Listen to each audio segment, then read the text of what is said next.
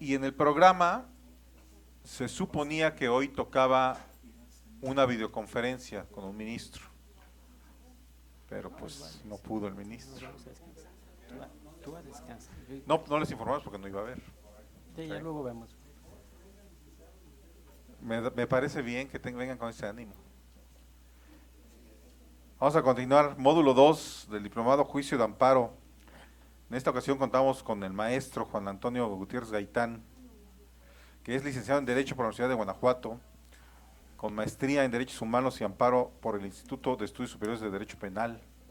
Ha cursado diversos diplomados en Derecho Civil, Fiscal, en Amparo, en Procesal Penal, en Propiedad Intelectual, aquí con la Asociación Mexicana para la Protección de Propiedad Intelectual, en Derechos Humanos y en el nuevo juicio de amparo por el Instituto de la Judicatura Federal.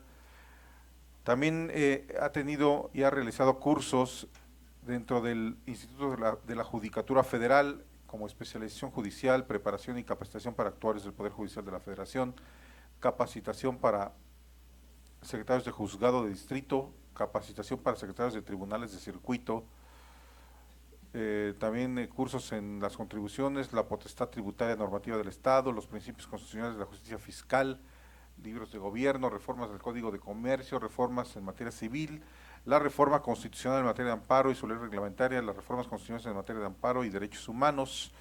Se ha desempeñado como oficial judicial y secretario de la Sala en el Supremo Tribunal de Justicia del Estado de Guanajuato, juez en los juzgados quinto y décimo civil de primera instancia del Poder Judicial del Estado de Guanajuato, secretario en el juzgado sexto de distrito en el Estado de Guanajuato, secretario en los tribunales quinto y primero del decimosexto circuito en competencia mixta, en el primero en materias administrativas y de trabajo, en el segundo en materia civil, en el segundo en materia civil y de trabajo y en el tercer tribunal colegiado en materia civil y trabajo del decimosexto circuito. Actualmente secretario del primer tribunal colegiado en materia de trabajo del decimosexto circuito. Pues vamos a darle un fuerte aplauso a Juan Antonio Gutiérrez Gaitán. Gracias, maestro. Gracias. Bienvenido. Gracias. Gracias. Buenas tardes. ¿Se escucha bien el audio? ¿Estamos perfecto? Muy bien. Gracias.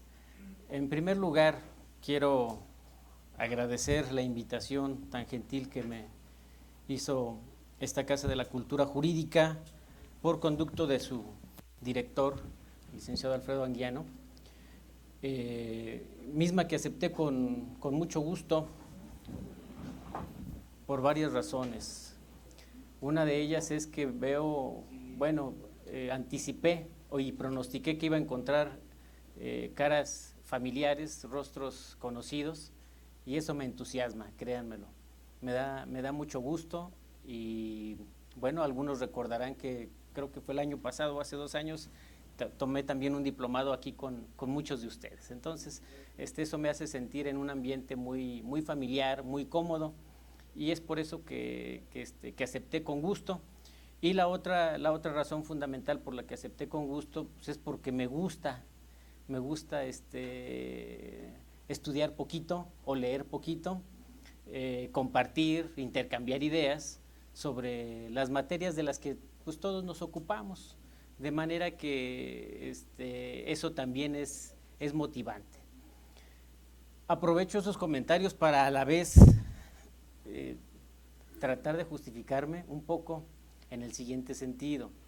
La lectura de la currícula, pues ustedes saben que yo en lo personal le doy una importancia de mera formalidad, no implica un mayor conocimiento, mucho menos en todas las materias en las que pudieron darse cuenta, y sobre todo que al menos esta es una reflexión personal que les comparto, quienes somos abogados y ya tenemos algunos añitos de serlo y en el ejercicio de nuestra profesión, pues como que en los últimos años nos han dado una sacudida tremenda, ¿sí? Lo que muchos veíamos, inclusive ya se veía como nuestra carrera muy cómoda, quienes aspiraban a la carrera de Derecho pues parecía muy cómodo, y todo lo que hacían los abogados parecía algo relativamente sencillo.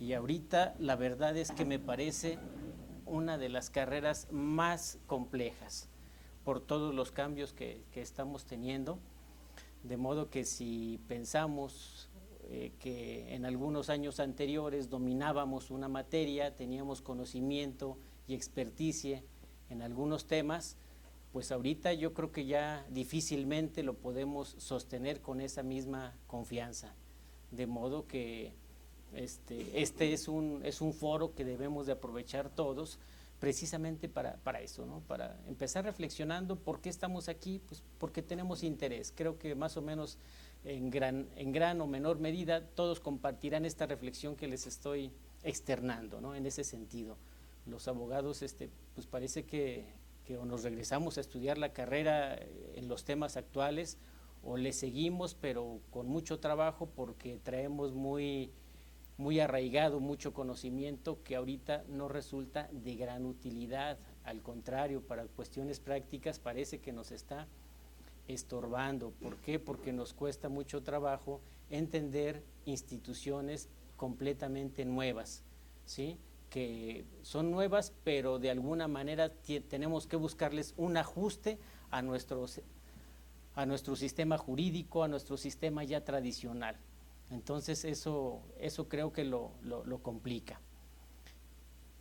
Hecha estas aclaraciones, ahora les comento que en ese sentido y en esa familiaridad quiero que desarrollemos esta charla.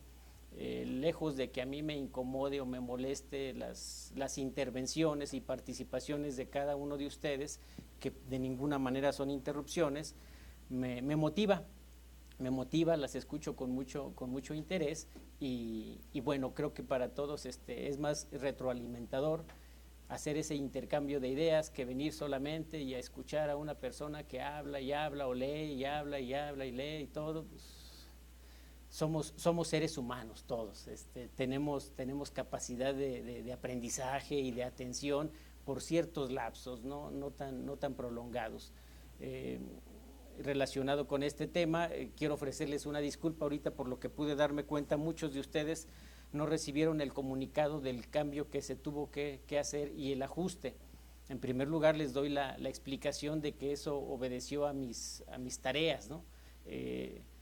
Dichosos quienes podemos más o menos organizar nuestras actividades y tener nuestra agenda poco movible, y quienes no tenemos esa fortuna, pues bueno, tenemos que hacer ajustes. En esta ocasión fui yo quien tuvo que hacer ese tipo de ajustes, y por eso les ofrezco una disculpa muy sincera y les agradezco su comprensión y les admiro que ese interés persista y que estemos aquí. De modo que, pues, relajándonos ya un poquito en cuál va a ser esta dinámica, les repito, ya también me han hecho el favor de invitarme en ocasiones anteriores y se habrán dado cuenta que es el estilo, ¿no? De hacer esto más bien una charla que una ponencia. Dista mucho de ser una ponencia por las razones que ya les he dado. Y una más que es muy importante es el tema del que vamos a ocuparnos estos 2 días. Son generalidades del juicio de amparo.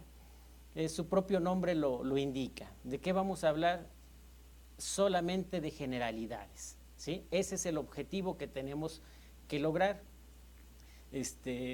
Al conocer las generalidades del juicio de amparo, eso nos permite entender un poco más la institución, comprenderla, y bueno, pues que eso sea una herramienta útil para su mejor manejo. Vi el temario, que me imagino que muchos de ustedes también se los hicieron llegar, lo tienen, lo imprimieron o lo conservan, o a lo mejor no han tenido oportunidad de leerlo, pero el temario es muy vasto, es bastante amplio, y creo que se van a abordar absolutamente todos los temas en lo que es la materia de amparo, de modo que las particularidades de cada tema ya las abordarán en su momento, y bueno, para no ser descortés, si alguno le surge alguna inquietud ahorita, aunque se trate de temas que posteriormente vayan a ver con detenimiento, con todo gusto podemos comentarlas, pero sí anticipándoles que no será oportuno profundizar mucho sobre esos aspectos, precisamente porque ya habrá oportunidad y no agotaré temas de los cuales otros ponentes se vendrán a ocupar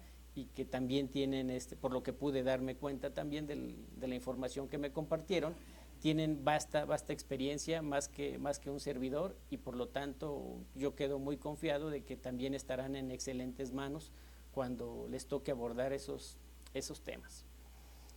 Y a propósito del temario, fíjense que el día de hoy tengo entendido a la Casa de la Cultura, como a mí nos hicieron llegar por parte de la Corte, un material que detalla más o menos los objetivos y los puntos a seguir sobre este tema.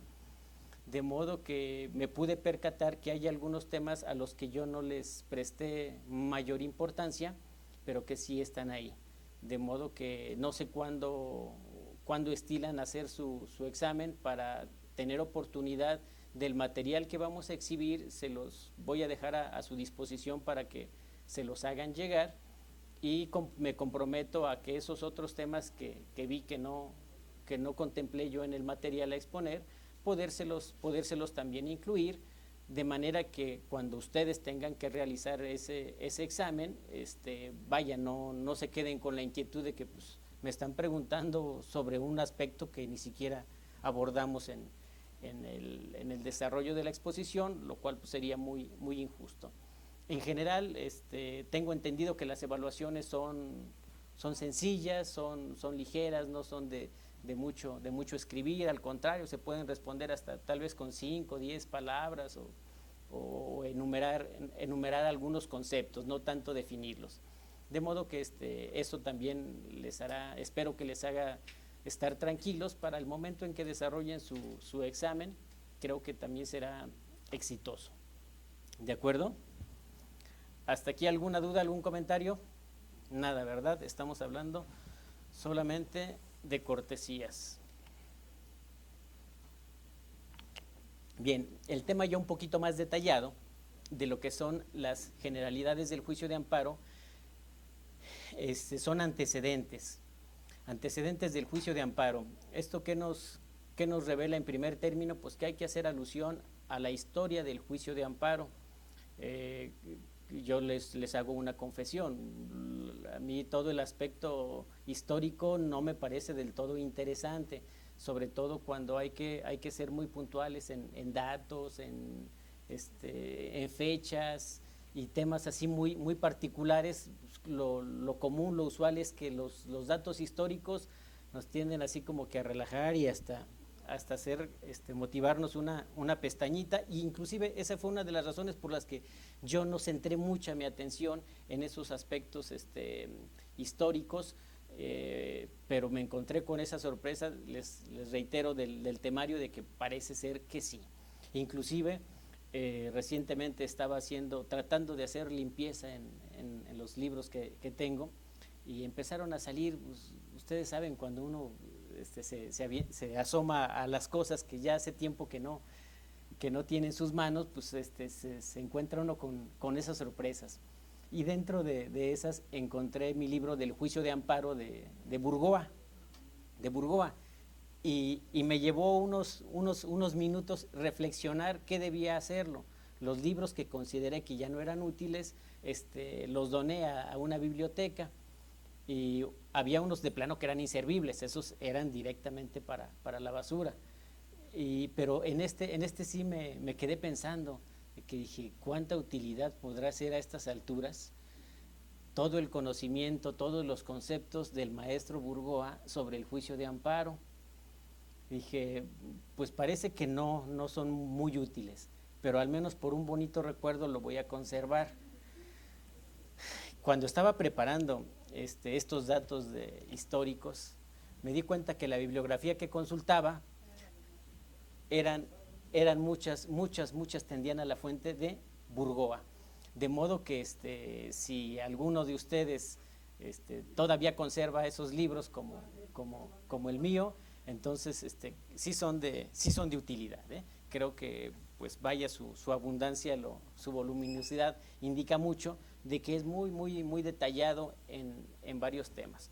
Pero para efectos prácticos yo sentí que no lo era, y por eso fue que desdeñé esa información, y la que le vamos a comentar es bastante breve, pero con la aclaración de que, por lo que pude percatarme que también puede ser materia de lo que les pregunten, bueno, asumo el compromiso de complementar este material.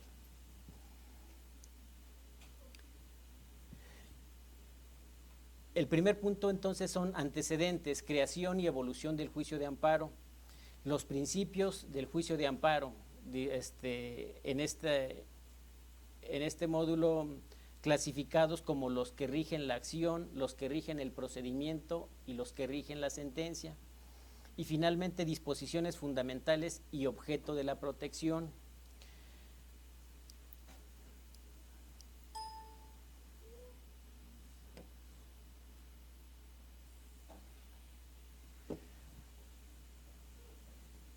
Cuando repasaba la historia del juicio de amparo, me di cuenta que algunos autores hacen referencias bastante remotas para tratar de encontrar el origen del juicio de amparo. Se van pues desde el derecho romano y mucho todo el acontecer de la historia tratan de abordarlo para encontrar esos pequeños datos que puedan revelar que ahí se encuentran algunos datos del juicio de amparo.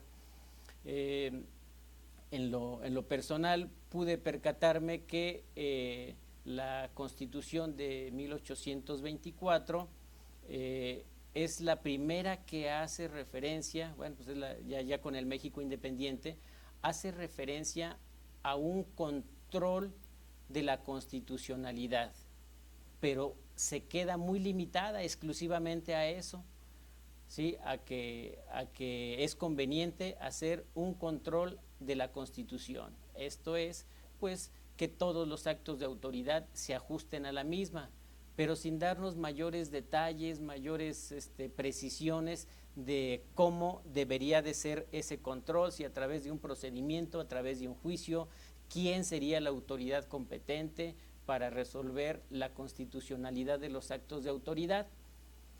Entonces, de que el juicio de amparo es un medio de control constitucional, pues creo que sí coincidimos en eso, nos queda muy claro que lo es, pero que de ahí podamos tomar que se trata de un dato que nos revela que ahí ya estaba la intención de la creación del juicio de amparo, pues creo que también dista bastante. Solamente existía una intención de controlar a las autoridades, ¿no? Que se ajustaran a la Constitución, y posteriormente en la Constitución de 1836 se hace referencia al supremo poder conservador, al que también nunca cristalizaron las ideas porque hubo mucho debate. El ambiente político interno de ese momento era muy álgido y no facilitaba un debate, porque precisamente empezaron los conflictos entre los poderes. ¿Quién iba a regular al otro poder? Si existía un poder o una autoridad que controlara los actos de otra, pues como que nadie estaba dispuesta a someterse al análisis y a la revisión de otro de ellos. Ni el poder judicial, ni el legislativo, ni el ejecutivo cedían, y se creó ese supremo poder conservador que tuvo más matices políticos que jurídicos. Y precisamente al tener esos matices políticos, pues nunca se vieron cristalizados en algo realmente de contenido jurídico. Y no fue sino hasta la Constitución del Estado de Yucatán de 1841, también recordemos que el Estado de Yucatán desde mucho tiempo ha tenido la intención de ser un Estado independiente, ¿sí? porque ellos sentían que no había muchos lazos en común con la federación. Perfectamente podían ser un estado autónomo, independiente, con sus tres poderes. Y al estar trabajando el proyecto de la Constitución en 1841, uno de los principales ideólogos y teóricos del derecho que tuvieron intervención muy importante fue don Manuel Crescencio Rejón, quien presentó precisamente el proyecto a la legislatura del estado de Yucatán en 1840, en cuya exposición de motivos afirmó que debe dársele un poder suficiente a la Corte Suprema de Justicia del Estado. ¿Sí? Estamos hablando del estado de Yucatán, entonces la refiere limitada a esa entidad federativa para oponerse a las providencias anticonstitucionales del Congreso y a las ilegales del Poder Ejecutivo, para que los jueces en sus sentencias se arreglen a lo prevenido por el Código Fundamental, prescindiendo de las leyes y decretos posteriores. Si somos un poquito pausados en la lectura de esto, encontraremos algunos datos interesantes. Ya se menciona a una autoridad quien puede ejercer ese control de la Constitución, que sería la Corte Suprema del Estado de Yucatán, y el control de constitucionalidad lo iba a verter sobre el Congreso y el Poder Ejecutivo, pero agrega también a los jueces. El juicio de amparo para el amparo judicial tardó buen tiempo precisamente para que se pudiera implementar. Empezó con los actos del Ejecutivo y del Legislativo, no así de los judiciales.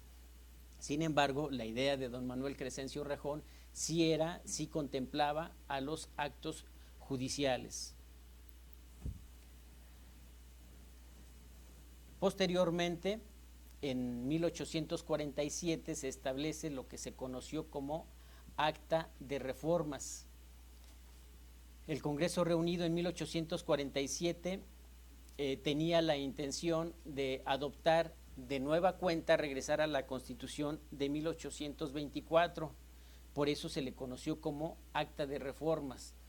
Esa era la finalidad, donde vemos la participación tan importante de Mariano Otero, quien presentó el 5 de abril un voto particular que proponía el artículo 19 lo siguiente: los tribunales de la Federación ampararán a cualquier habitante de la República en ejercicio y conservación de los derechos que le conceden esta Constitución y las leyes constitucionales, contra todo ataque de los poderes legislativo y ejecutivo, ya de la Federación, ya de los estados, limitándose dichos tribunales a impartir su protección en el caso particular sobre que verse el proceso, sin hacer ninguna declaración general respecto de la ley o acto que la motivare. Esta propuesta que él formuló pasó tal cual, sin adiciones. Y aquí también encontramos otros puntos interesantes, que ya habla de que serán los tribunales de la Federación quienes conocerán del juicio de amparo. Si se fijan, por eso fue que se le conoció con el nombre o denominación de amparo, porque fue la primera ocasión en que se empleó el término, ¿sí?, de que estos tribunales ampararían a cualquier habitante de la República. Y también él hizo referencia a los poderes legislativo y ejecutivo, y agrega: limitándose dichos tribunales a impartir su protección en el caso particular sobre que verse el proceso, sin hacer ninguna declaración general respecto de la ley o acto que la motivare. Y aquí lo vamos a relacionar con otro de los temas que también abordaremos, al referirnos a los principios del juicio de amparo y muy en particular al principio de relatividad de las sentencias de amparo, ¿sí?, que hacen precisamente mención a que no tiene por finalidad hacer una declaración general respecto de la ley, sino limitada al caso particular. Es también que al principio de relatividad se le conoce como fórmula Otero, precisamente por esta razón, que es la que estamos viendo. En el Congreso Constituyente de 1846 nuevamente reaparece Manuel Crescencio Rejón, quien fungía como diputado del Distrito Federal, y presentó un programa en el que, después de establecer una declaración de derechos, afirmaba que para hacerla eficaz, los jueces de primera instancia debían amparar en su goce a los que pidieron protección contra cualquier funcionario que no correspondiera al Poder Judicial, y que ante la negativa de los jueces de otorgar el amparo o contra los atentados cometidos por dichos jueces, conocerían sus superiores, limitando el mal que se les reclamara y agregando que los fallos de los jueces sobre el amparo debieran ser puntualmente obedecidos por todos los funcionarios públicos. Entonces, si se fijan, fue Manuel Crescencio Rejón quien siempre estuvo insistiendo precisamente en el control de los actos judiciales que se ajustaran a la Constitución, no solamente los del Legislativo y el Ejecutivo. Fue persistente en que se incluyeran los actos judiciales.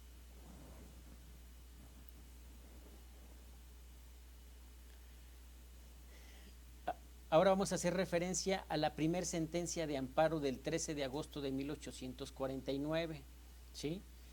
Como verán, lo que se encontraba vigente era precisamente el Acta de Reformas de 1847, 2 años antes. Y esta sentencia, creo que no se les va a pasar el dato del 13 de agosto porque estamos muy próximos a esa fecha, ¿verdad? Mañana, efectivamente, y es de 1849.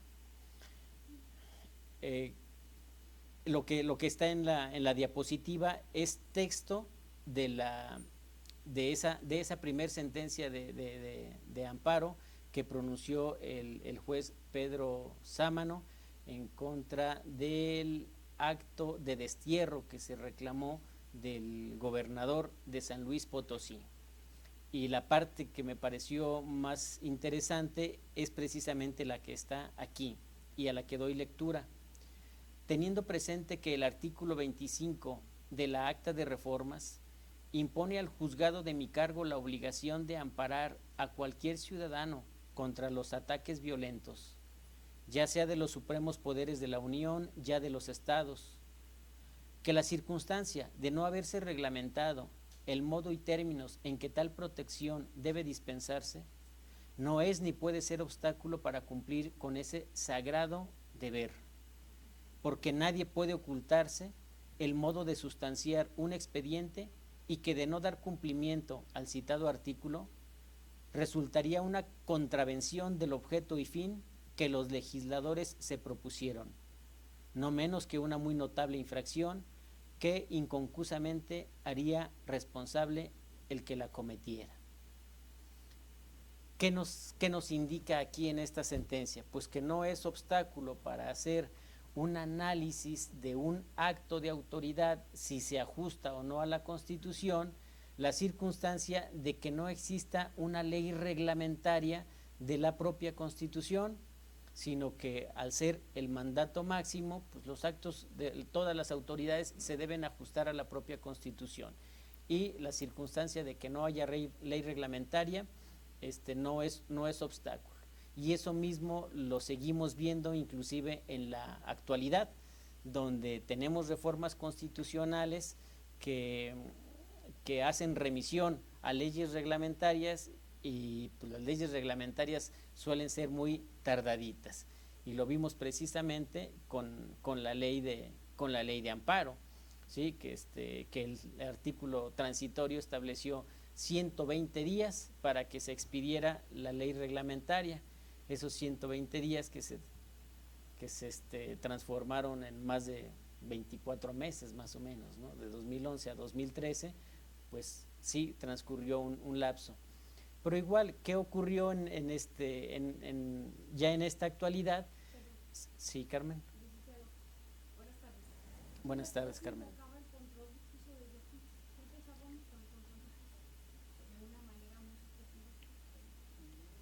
¿Por qué te da esa impresión, Carmen? Por la cuestión de la última parte que se acaba de leer, donde se le da la facultad a la autoridad de ir más allá. O sea, ya después de un siglo, o sea, no estamos viendo nada nuevo. Bueno, aquí aterrizo, no sé si vas adelante, vas a hablar de ello. Ok. Carmen comenta que desde entonces ya se vislumbraba un control difuso. ¿Fue así, Carmen, como lo referiste, de constitucionalidad? Un poquito más adelante sí vamos a hacer algunas menciones del control de constitucionalidad, del control de convencionalidad, concentrado y difuso, y bueno, veremos que su característica principal del control difuso es que todos los jueces, ¿sí? Que todos los jueces. Sin embargo, en esta primer sentencia de amparo cabe destacar que Pedro Sámano era juez de distrito, ¿sí? Y en la diapositiva anterior habíamos visto que era precisamente a quienes se les iba a encomendar el control de la Constitución. Ya estaba a los tribunales de la Federación. Entonces, creo que en este caso no podemos concluir tajantemente que se trataba de un control difuso. Hubiese sido un control difuso si algún juez de primera instancia hubiese omitido aplicar alguna ley secundaria, alguna ley de procedimiento, alguna ley sustantiva, por estimar que era opuesta a la Constitución. A lo que yo me refería, tratándose de ser la primera sentencia que aparece. Sí. O sea, si bien es cierto, todavía no, por eso preguntaba si más adelante ibas a comentar. Yo a lo que me refiero es la primera instancia, pero ya nos está induciendo a que va a venir un control de convencionalidad, de difusión, constitucional en ambos sentidos. Bueno, ya lo estoy visualizando, y que estamos a un siglo, más de un siglo de años, y híjole, bueno, ya viéndolo o deslumbrándolo como lo estás viendo, ¿no? Gracias. Sí, gracias, Carmen. Sí, el control de convencionalidad, pues nada más para hacer la pequeña precisión pertinente, veremos que se trata precisamente de hacer el análisis de los actos de autoridad que se ajusten a los tratados internacionales, ¿sí? A los y no propiamente a la Constitución, que va a ser precisamente una de las distinciones en las que vamos a insistir o tratar de destacar, para que desde ahorita sí vayamos procurando ser puntuales en esa diferencia del control de constitucionalidad y el control de convencionalidad. Que el juicio de amparo finalmente en la actualidad es eso, ya en el juicio de amparo es una herramienta donde se hace un control de constitucionalidad y o control de convencionalidad. No dice, la gramática dice que no es correcto el y o, pero en este caso creo que puede ser ambas o puede ser una u otra. En el caso del control de constitucionalidad propiamente dicho, en el caso de convencionalidad igual, muy específico, que igual ya los comentarios en los que podremos abundar un poquito más sobre esos temas, me gustaría reservarlos, pero sí, buena tu observación, y te pediría que la recuperemos igual cuando estemos detallando un poquito más lo del control de la convencionalidad. y continúa esta primer sentencia. Y siendo como es cierto que el mismo señor gobernador expidió contra D. Manuel Verástegui la orden de destierro que motivó el curso que ha dado lugar a la formación de los antecedentes actuaciones, contraviniendo lo dispuesto por el Supremo Gobierno de la Unión, a consecuencia de la ley de 24 de abril del corriente año, y cometiendo un verdadero ataque a las garantías individuales que deben respetarse siempre por cualquier autoridad, por estar afianzadas en la Constitución y ser esto conforme al buen orden y como en el provecho de la sociedad. Por tales fundamentos y además que contienen el precitado dictamen a que me refiero, se declara que este juzgado dispensará a D. Manuel Verástegui la protección que solicita en conformidad de lo dispuesto en el repetido artículo 25 del Acta de Reformas, para que no pueda ser desterrado del Estado, sin que proceda la formación del juicio y pronunciamiento del fallo por la autoridad judicial a que exclusivamente corresponde por la Constitución. ¿Sí? Entonces, una orden de destierro proveniente del Ejecutivo de un Estado no es factible si antes no ha mediado un juicio, y un juicio seguido precisamente ante la instancia judicial. Entonces, vean cómo sí es bastante revelador, en muy pocas palabras, un gran contenido jurídico y de gran alcance, como es el respeto a la garantía de audiencia. Nadie puede ser privado sin que previamente medie un juicio en el que se le escuche. Y con las formalidades y todo lo demás, ¿no? Pero así es, y estamos hablando de 1849, por eso les digo, la visión que tuvo este juez para hacer esta primer sentencia, ¿no? Creo que es lo que bastante loable, muy destacado, que sin tener ley de amparo, ley reglamentaria del Acta de Reformas, tome como fuente precisamente el artículo 25, que fue el que vimos, ¿sí?, de Mariano Otero, que en su momento en el proyecto era el artículo 19, pero fue aprobado y solamente cambió de nomenclatura para hacer el 25. El juez de distrito invoca como fundamento el propio artículo 25 del Acta de Reformas para justificar su actuar, de por qué le va a conceder el amparo, porque es la propia Constitución, el Acta de Reformas, la que le da esa facultad para hacer el análisis del acto que se está reclamando, y que fue una orden de destierro por parte del gobernador de San Luis Potosí. ¿Sí? A lo mejor voy a ser poquito enfático en algunos datos que crea yo que guardan relación con el material que me hicieron llegar, ¿sí?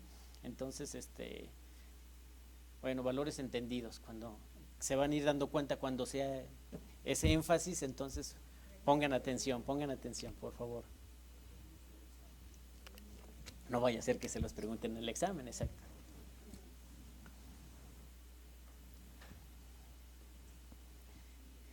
Diez años después tenemos la Constitución de 1857, que sometió a la consideración de la Asamblea los siguientes 3 artículos. Les pido que esto le pongan atención por lo interesante que a mí en lo personal me pareció. Los tribunales de la Federación resolverán toda controversia que se suscite por leyes o actos de cualquier autoridad que violaren las garantías individuales. ¿Se parece o no se parece al artículo 103 de la Constitución de 1917? Entonces, ya lo teníamos ahí desde 1857. Fracción segunda, leyes o actos de la autoridad federal que vulneren o restrinjan la soberanía de los estados. Y fracción tercera, por leyes o actos de la autoridad de estos que invadan la autoridad federal, ¿sí?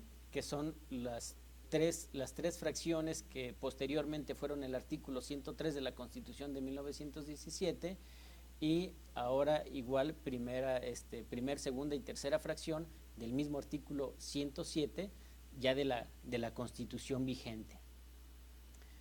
Siguiente disposición: todos los juicios de que habla el artículo anterior se seguirán a petición de la parte agraviada.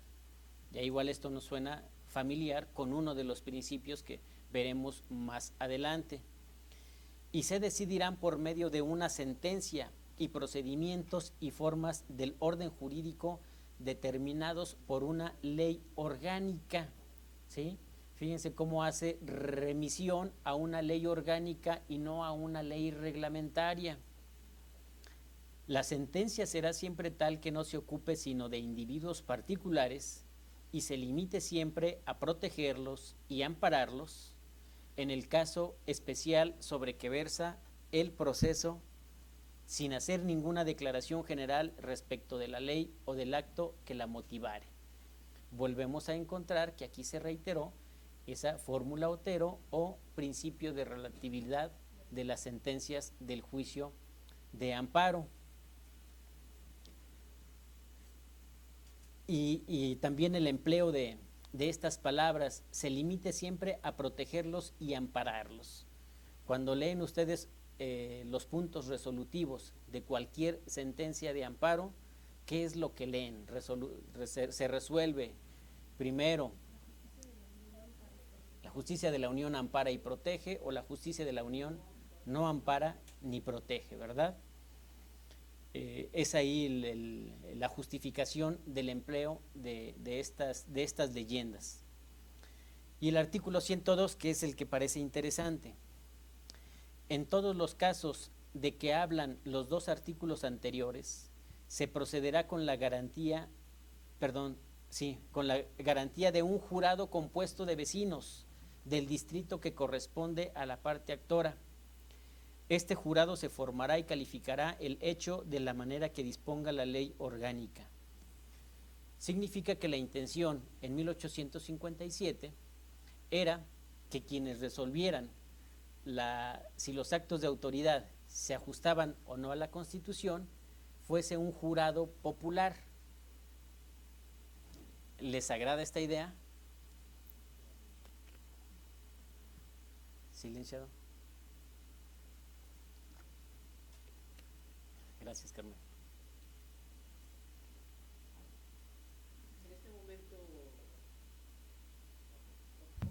Gracias. Buenas tardes. Buenas tardes. En este momento, con esta ilustración, ahora sí que tal vez en alguna ocasión en el aula universitaria vimos que ya se hablaba de los juicios donde estuvieran los tribunales, y quienes resolvieran fueron los jurados populares. De hecho, en los códigos que apenas están derogándose, existe el jurado popular. Desde mi punto de vista, creo que el jurado popular, el Estado, en sus tres niveles de gobierno, tuvieron miedo de que sea el pueblo quien resolviera. O sea, porque de hecho, la copia que se ha dado, bueno, para no que no se escuche muy feo, norteamericana, pues es precisamente esa parte, no se la dan al pueblo, porque finalmente es ciudadanos comunes y corrientes, un ingeniero, un arquitecto, un obrero, un ama de casa, y se escogen a los ciudadanos. Y suele muy curioso que por lo menos en películas se observe cómo se pelean las partes en escoger a estos jurados, del jurado, incluso para conocer su ideología desde su fondo. Estudian hasta quién fue su familia, a quién pertenecen, dónde trabajan, cuánto ganan, etcétera, si son morenos, si son de raza blanca, etcétera, etcétera. ¿Qué implica? Que en el Estado mexicano, como tenemos otra idiosincrasia, pues puede ser que se tiene miedo que el poder que tiene el Estado a través de sus tribunales pase al pueblo, y que sea el pueblo finalmente quien diga culpable o inocente. Y en ese momento, pues estamos trasladando el poder al pueblo, como sucede en otras esferas y en otros espacios. Voy a acotar. Si el Estado no garantiza la seguridad, entonces vienen las autodefensas, y es en el momento en que el Estado pierde su rectoría que el pueblo le ha dado. Es decir, uno de los artículos constitucionales habla que el pueblo es quien le da la soberanía y seguridad, la soberanía al Estado, en esencia. Pero creo que ahí es cuando deberíamos regresársela al pueblo a través de ciertos representantes debidamente escogidos. Así que yo no veo particularmente que sea, una vez que se discuta lo jurídico, caigamos a que sean personas comunes y corrientes quienes dictaminen la culpabilidad o inculpabilidad de un acusado. Gracias. Sí, sí, efectivamente, es interesante la acotación que hace. En el sentido de la justicia ordinaria o común, ¿sí? Sin embargo, aquí lo que hay que destacar es precisamente que se trataba de ejercer el control de la Constitución, ¿sí? Si bien la Constitución debe ser una herramienta de fácil acceso para todos los mexicanos, lo cierto es que dista mucho de ser una realidad, ¿sí? Al juicio de amparo precisamente o una de las críticas más importantes que se le hacen, se le siguen haciendo y creo que se le seguirán haciendo, es precisamente que es bastante técnico, tiene muchas precisiones, tiene muchas particularidades que sigue siendo inasequible para muchas personas, para sectores de la sociedad, y eso creo que hoy por hoy y mañana seguirá estando presente, pero el problema yo no lo encuentro mucho en las leyes, sino en quienes aplicamos las leyes, ¿no?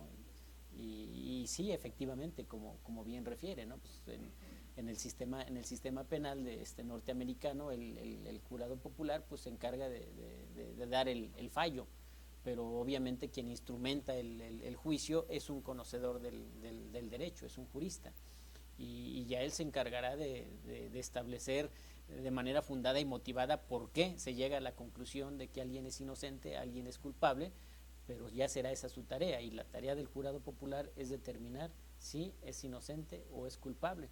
Acá, por eso les referí que esto me parecía interesante, que se plasmara esa intención, lo que parece que no era muy jurídico, no era muy técnico, pues por ponerles un ejemplo ahorita, cualquiera que se les ocurra, imaginen que cualquier acto de autoridad se sometiera a un jurado popular para determinar si ese acto de autoridad es constitucional o no es constitucional. Creo que sería complejo y nos llevaría a caminos o a resultados tal vez no muy deseables. Pero veamos qué fue lo que pasó. Si así estaba el proyecto, pues entonces qué ocurrió para que no quedara así, porque sabemos que el juicio de amparo no se resolvió jamás a través de un jurado popular. Bueno, pues el último de los artículos fue aprobado por mayoría de 56 votos contra 27. Esos fueron los 3 artículos que se discutieron y que se votaron. Ese fue el resultado de la votación, 56 contra 27, lo cual indicaba, sin ser muy avesado en las matemáticas, pues que entonces el proyecto estaba aprobado en los términos tal como les dimos lectura. Sin embargo, no ocurrió así. El constituyente encargó a León Guzmán como único miembro de la comisión de estilo, a efecto de que redactara la minuta de la Constitución, quien dio cuenta de haber realizado ligeras correcciones. Así lo expuso él en su defensa, pero lo cierto es que por los datos que estuve investigando, les insisto, esto es historia y y tal vez haya algún incrédulo, pero en 1857 yo todavía no existía. Entonces, no, es difícil decir esto, me consta, tengo alguna anécdota. No, entonces no tenemos más que recurrir pues precisamente a los historiadores, a quienes saben, a quienes ya han estudiado estos temas, y no hay quien revele cuál fue la verdadera causa por la cual ese artículo 102 desapareció, pese a que fue discutido, pese a que fue aprobado con esta votación que les indico. Finalmente ese artículo 102 así se esfumó y quedaron el artículo 100 y el artículo 101.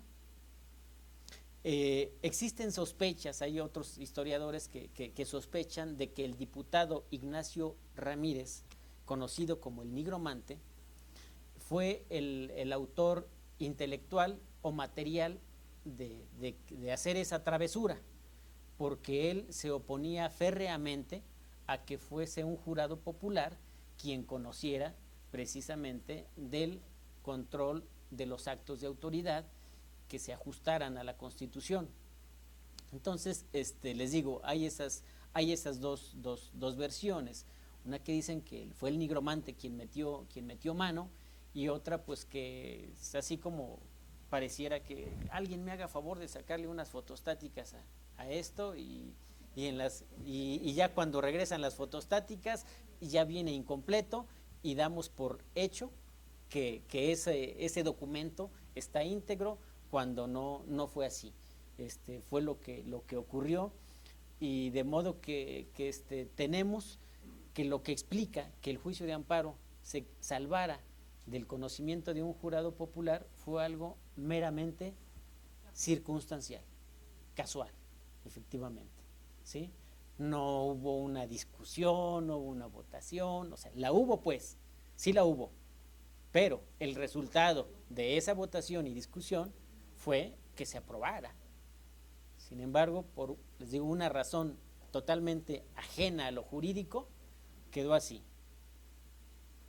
Hoy por la primera tal vez sea porque el nigromante hacía la magia, San Miguelense, pues como le hacía la magia, pues ya le cambió la redacción del texto. Pero Para que le escuchen sus compañeros que también tienen interés, licenciado. Sí, gracias, maestro. En relación al comentario, yo le diría que fuera el nigromante, ¿no? Porque pues, ya ve que los nigromantes dicen que tiene pacto con el demonio, ¿no? Entonces, Sí, que tienen de ese unas pacto con el demonio surgió extraordinarias. la Sacratísima Suprema Corte Intocable, ¿no? O sea, porque de ahí se debe, de un jurado popular, pues pasa a jurados fundamentalmente unitarios, ¿no? O sea, los que van a ventilar la preservación también del orden constitucional, ¿sí? Entonces, pues yo le diría como al primero, pero yo siento ahí que ahí está el origen de nuestros problemas, ¿no? O sea, la simulación en los actos, ¿no? Se aprobó en un sentido, ¿sí? Y se lleva a la práctica en otro, queda plasmado de manera contraria, ¿no? Si bien es cierto que dicen, no, pues aquí debe de ser un jurado popular o pues sí, gente del pueblo, ¿no? O sea, que pues, inclusive aunque sean vigilantes, pero yo comentamos en alguna ocasión, ¿no? Si tuviera sentido común la persona esta, ¿no? Yo, ¿quién preferiría que me juzgara? ¿Sí? Una persona, refiriéndonos a los juicios de oralidad, ¿no? No sé si se acuerden. Sí, cómo no. ¿Quién nos juzgaría más correctamente? Un agente del pueblo, lisa y llana, pero con sentido común, o un señor como el señor juez a la semana destituido, de que hicimos ese comentario justamente, ¿no? O bueno, suspendido de sus actos, ¿no? Sí. Entonces, pues, merced al nigromante, pues tenemos todo este tipo de problemas prácticos, ¿no? Prácticos, porque bueno, pues el buen deseo es que la ley de amparo se allanara y fuera fácil para todos, menos técnica, que fuera conforme al artículo 25 de la Constitución, de la Convención Americana de los Derechos Humanos, un recurso sencillo y ¿qué más dice? Efectivo. Y efectivo, lo cual pues tenemos tribunales cuya instrumentación, que es la ley de amparo, no es nada sencilla, ¿sí? Sí, no lo es. ¿Verdad? Y también tenemos tribunales que pues, son muy poco accesibles, ¿no? Desde el escribiente que está ahí muchas veces, ¿sí? Hasta en algunas ocasiones ciertos jueces que dicen, es que porque yo así lo escuché en el corrillo ya de la Suprema Corte de Justicia, ¿no? Esos no son criterios ni argumentos, ¿no? Entonces siento que sí necesitamos, si queremos un país diferente, un país con justicia, pues necesitamos cambiar el estado de cosas, o sea, y desde ahí la instrumentación o que es la ley de amparo, pues hacerla más asequible al pueblo, ¿sí? Siento yo. Muchas gracias, era mi comentario. Al contrario, gracias. Pues sí, ahí ya se los dejo a su consideración, quienes estimen que esta trampita fue para fortuna o fue para infortuna, ¿sí? Pero lo cierto es que no me resulta difícil imaginar un escenario si el juicio de amparo se hubiese instrumentado a través de un jurado popular, con las diferencias que ahora tenemos, donde lo substancian precisamente conocedores del derecho. Pero eso sí ya es el comentario de cada quien, la reflexión que le quede. Pero me pareció interesante estos sí datos, porque les digo, fue algo meramente casual, circunstancial. Ahora tenemos la evolución de las leyes reglamentarias del juicio de amparo. En 1861, la ley orgánica de los artículos 101 y 102. ¿Por qué ley orgánica? Pues porque ya vimos anteriormente que así hacía referencia, ¿sí? Que dijimos que no hacía remisión a una ley reglamentaria, sino a una ley orgánica, y que los artículos que finalmente resultaron publicados fueron el 101 y el 102. Estableció un procedimiento muy sencillo en el que se demandaba amparo ante el juez de distrito de la residencia de la autoridad responsable y el fiscal. ¿Que no el artículo 2 sería eliminado? A ver. El artículo 2 sería 101. Sí, efectivamente. El 102 se sí. había eliminado, entonces si era entonces de ley orgánica sería el 100 y el 101. Sí, sí, tiene toda la razón. Tiene toda la razón. Seguramente es una imprecisión aquí mía, pero gracias por la observación. Se demandaba entonces sí, ya está más que listo para el examen, donde le cambien un numerito, él va a decir no. Se demandaba ante el juez de distrito con residencia de la autoridad responsable, y el fiscal decidía si había materia de juicio. Se consignaba una especie de incidente de suspensión de emergencia y la posibilidad de apelar ante el juez de distrito.